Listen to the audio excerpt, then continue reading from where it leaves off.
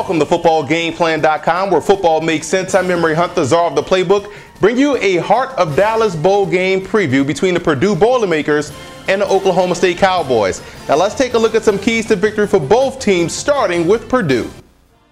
When I look at Purdue in this ball game, I look at what they have to do in order to neutralize the speed and athleticism of Oklahoma State. It's going to have to be long, sustained drives. So when you look at quarterback Caleb Turbush handing that football off to Akeem Shavers, chewing up the TOP in the ground, on the ground game, or with the ground game, I'm sorry, is how they can have success. We know Shavers is an outstanding running back that can make one miss and take it the distance, but they're going to have to chew up their clock in order to neutralize what Oklahoma State wants to do defensively.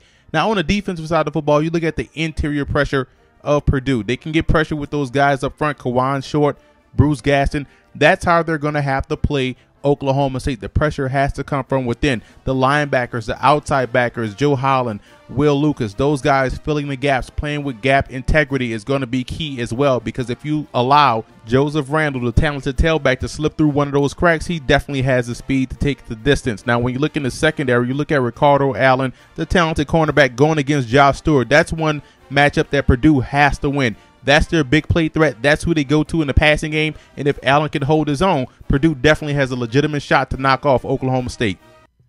Now let's move over to Oklahoma State in this matchup. And this is your classic power versus speed matchup. When you look at the power, you look at Purdue. When you look at the speed and athleticism, you look at Oklahoma State. And they do a great job of attacking the individual matchups by spreading out a defense. So what's going to happen? You're going to see a lot of spread sets. You're going to see a lot of full wide receiver sets, a lot of double tight sets, flex. So what that's going to do is put a lot of pressure on those linebackers of Purdue, help them get better run angles, and that way you can also attack the seams down the middle of the field with tight end Blake Jackson, who also is built and runs like a wide receiver. So you look at the speed aspect of Oklahoma State's offense, and you have to like what they can do against Purdue as far as neutralizing what they want to do defensively. Now, on the defensive side of the football, they're going to need a lot of help from those guys up front. They're not big up front, so Purdue can lean on them with the running game, but what they can beat with power, they can also beat with speed. Again, the same speed versus power type of approach.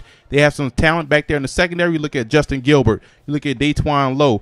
Those guys can have some success versus Purdue. So if you're going to have problems stopping the run, send extra. You really only need to keep one safety high up in the back of the defense, because Purdue really can't threaten you deep down the field. So you can get aggressive in your run defense department by sending extra. So I think they have the athleticism in the back half of that defense to get creative what they want to do against the Boilermakers.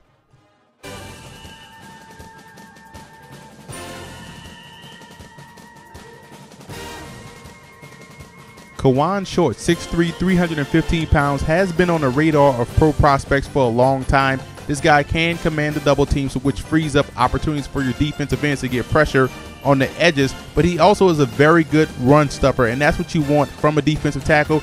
Keep an eye on him as a pro prospect in this ball game. And you also look at Lane Taylor, 6'2", 320 pounds. When you look at a guy on the interior of a spread offensive attack, not only do you have to be able to run block, but you better be able to pass block. You better be able to do it effectively, because you're going to have to go one-on-one a lot of times with these defenses, and he does a great job at the point of attack. Definitely a pro prospect you want to watch out for.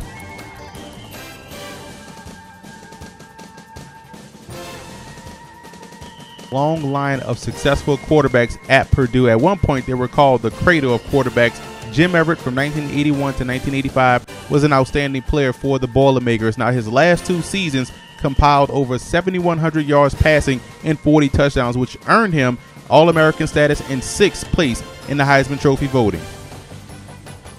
Leslie O'Neal was an outstanding defensive end for Oklahoma State from 1982 to 1985, was a consensus All-American in 1985, but was a two-time All-American throughout his career there, and also was the runner-up for the Lombardi Trophy. When you talk about a defensive end bringing pressure off the edge, you talk about Leslie O'Neal, who not only had a dominant career in college, also had a possible Hall of Fame career at the National Football League level.